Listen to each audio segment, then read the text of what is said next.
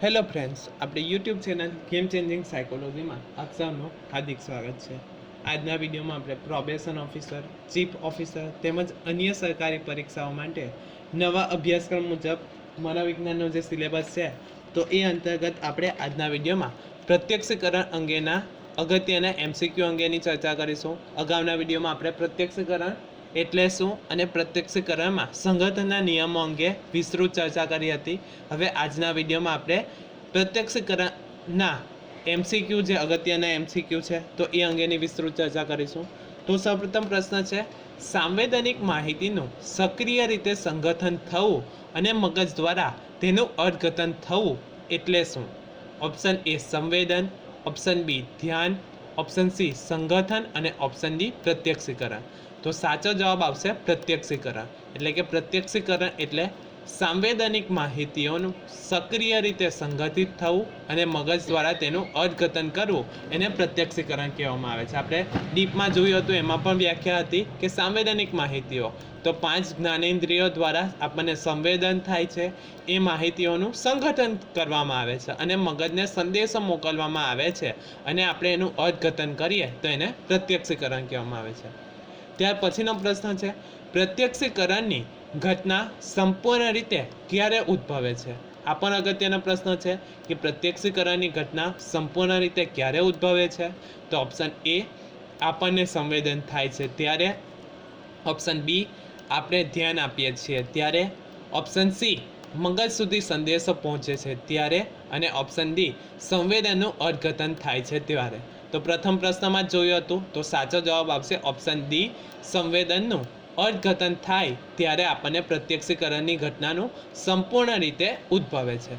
ત્યાર પછીનો પ્રશ્ન છે, સમષ્ટિવાદી વિજ્ઞાનના મતે શું પ્રત્યક્ષીકરણને ભૌતિક પદાર્થોની જેમ સૂક્ષ્મમાં સૂક્ષ્મ સાંવેદનિક તત્વોમાં વિભાજિત કરી શકાય છે ખરું? ઓપ્શન એ હા, ઓપ્શન બી ના, ઓપ્શન સી કંઈ કહી ન શકાય અને ઓપ્શન ડી ક્યારેક સમજી શકાય ક્યારેક નહીં. તો સાચો જવાબ આવશે ઓપ્શન બી ના જવાબ આવશે. એટલે કે સમષ્ટિવાદી મનોવૈજ્ઞાનિકો જે કહ્યું છે એમ કે શું પ્રત્યક્ષીકરણને ભૌતિક પદાર્થોની જેમ સૂક્ષ્મમાં સૂક્ષ્મ સાંવેદનિક તત્વોમાં વિભાજિત કરી શકાય તો ના કરી શકાય. હવે તમારા માટે પ્રશ્ન છે, અગાઉનો વિડીયો જો તમે જોયો હોય તો તમને આ પ્રશ્નનો જવાબ આવડશે. સમષ્ટિવાદી મનોવૈજ્ઞાનિકો કયા કયા હતા? જો તમે એ જાણતા હોય તો કમેન્ટ બોક્સમાં કમેન્ટ કરી શકો છો.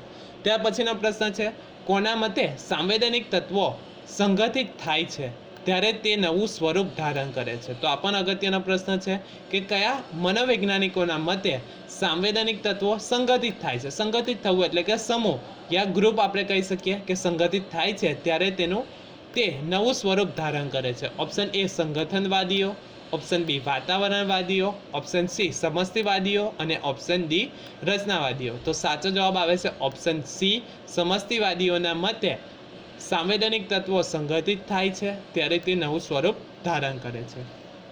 ત્યાર પછીનો પ્રશ્ન છે, સમગ્ર એ તેના વિભાગોના સરવાળા કરતાં કંઈક વિશેષ છે એવું કયા મનોવૈજ્ઞાનિકો માને છે? ઓપ્શન એ વાતાવરણવાદીઓ, ઓપ્શન બી રચનાવાદીઓ, ઓપ્શન સી કાર્યવાદીઓ અને ઓપ્શન ડી સમષ્ટિવાદીઓ. તો સાચો જવાબ આવે છે ઓપ્શન ડી સમષ્ટિવાદી મનોવૈજ્ઞાનિકો માને છે કે સમગ્ર એ તેના વિભાગોના સરવાળા કરતાં કંઈક વિશેષ છે. ત્યાર પછીનો પ્રશ્ન છે, ભૌતિક જગતનું આપણે કેવી રીતે પ્રત્યક્ષીકરણ કરીએ છીએ તેનું વિશ્લેષણ કરવા માટે નીચેનામાંથી કયો સિદ્ધાંત ઉપયોગી સાબિત થશે? ઓપ્શન એ આકૃતિ અને ભૂમિકાનો સિદ્ધાંત, ઓપ્શન બી સામૂહિકરણનો સિદ્ધાંત, ઓપ્શન સી ક્ષેત્ર સિદ્ધાંત અને ઓપ્શન ડી એ અને બી બંને. તો સાચો જવાબ આવશે ઓપ્શન ડી એ અને બી બંને. એટલે કે આકૃતિ અને ભૂમિકાનો સિદ્ધાંત અને સામૂહિકરણનો સિદ્ધાંત અગત્યનો ભાગ ભજવે છે. આપણે ડીપમાં ચર્ચા અગાઉના વિડીયોમાં કરી હતી. જો એ તમે વિડીયો ન જોયો હોય તો જોઈ લેવા વિનંતી.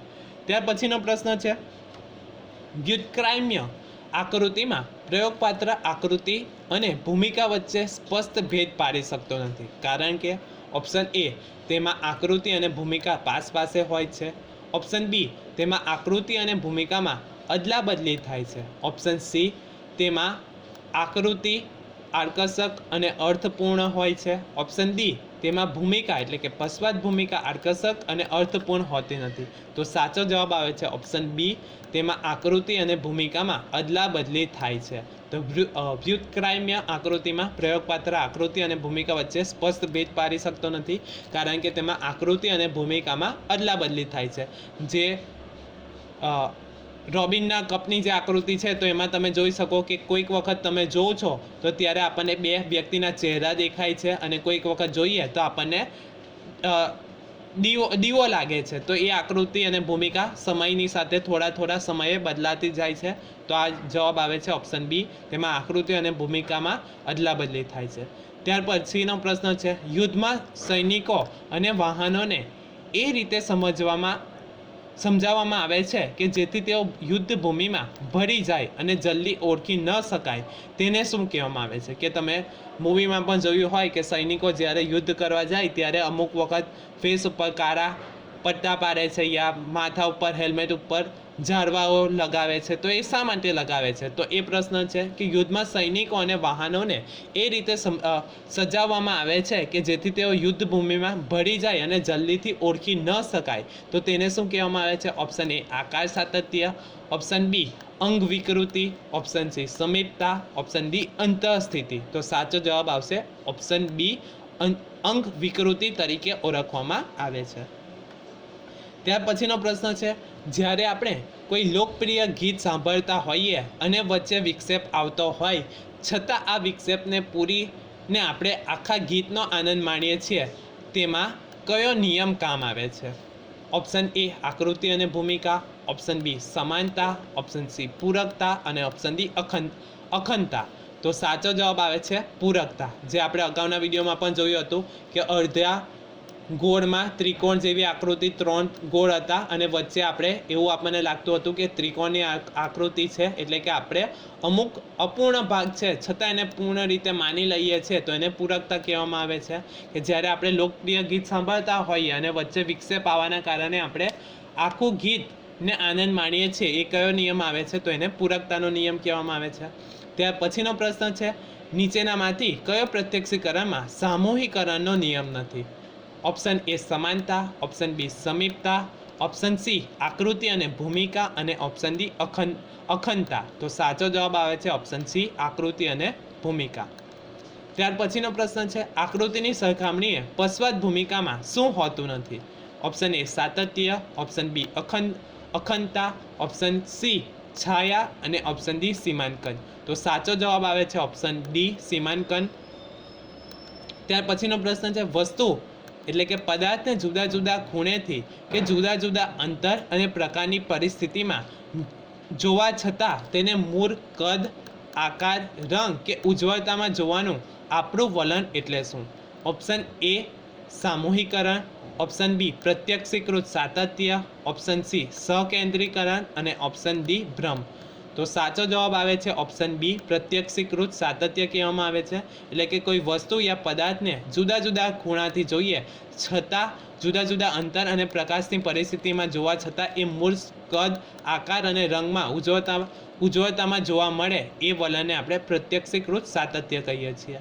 ત્યાર પછીનો પ્રશ્ન છે, પ્રત્યક્ષીકૃત સાતત્ય જળવાઈ રહેવાનું મુખ્ય કારણ શું છે? ઓપ્શન એ અનુભવો, ઓપ્શન બી પરિચિતતા, ઓપ્શન સી શિક્ષણ અને ઓપ્શન ડી આપેલ તમામ. તો સાચો જવાબ આવશે આપેલ તમામ, એટલે કે ઓપ્શન એ, બી અને સી આવે છે. એટલે કે પ્રત્યક્ષીકૃત સાતત્ય જળવાઈ રહેવાનું મુખ્ય કારણ છે અનુભવો, એટલે કે આપણને કોઈ ચોક્કસ અનુભવ થયા હોય એ, પરિચિતતા એટલે કે કોઈ વસ્તુ યા પદાર્થની આપણે જાણકારી હોય એ, અને શિક્ષણના કારણે આપણે પ્રત્યક્ષીકૃત સાતત્ય જળવાઈ રહે છે. તો સાચો જવાબ આવે છે ઓપ્શન એ, બી, સી તમામ. ત્યાર પછીનો પ્રશ્ન છે, વસ્તુની આપણા નેત્રપથ પર પડતી પ્રતિમામાં પરિવર્તન આવતું હોવા છતાં તે વસ્તુને મૂળ સ્વરૂપમાં જોવાનું આપણું વલણ એટલે શું?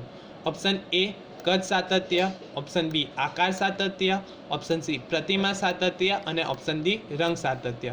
તો સાચો જવાબ આવે છે ઓપ્શન એ કદ સાતત્ય કહેવામાં આવે છે. એટલે કે વસ્તુને આપણા નેત્રપથ પર પડતી પ્રતિમામાં પરિવર્તન આવતું હોવા છતાં આપણે એ વસ્તુને મૂળ સ્વરૂપમાં જોઈએ છીએ, તો એને શું કહેવામાં આવે છે? કદ સાતત્ય કહેવામાં આવે છે.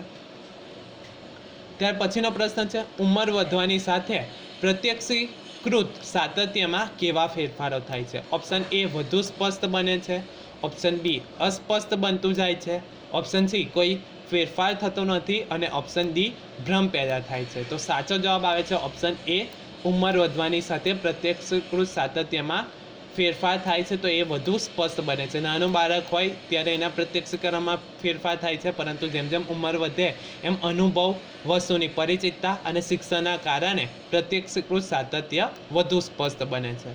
ત્યાર પછીનો પ્રશ્ન છે, અમુક પદાર્થની જુદા જુદા ખૂણેથી નેત્રપટ પર જુદી જુદી પ્રતિમા પડે છે, તેમ છતાં આપણે પરિચિત પદાર્થના આકારમાં ખાલી જગ્યા અનુભવીએ છીએ. ઓપ્શન એ સાતત્ય, ઓપ્શન બી અસાતત્ય, ઓપ્શન સી એકરૂપતા અને ઓપ્શન ડી ગૂંચવણ. તો સાચો જવાબ આવશે ઓપ્શન એ, સાતત્ય કહેવામાં આવે છે.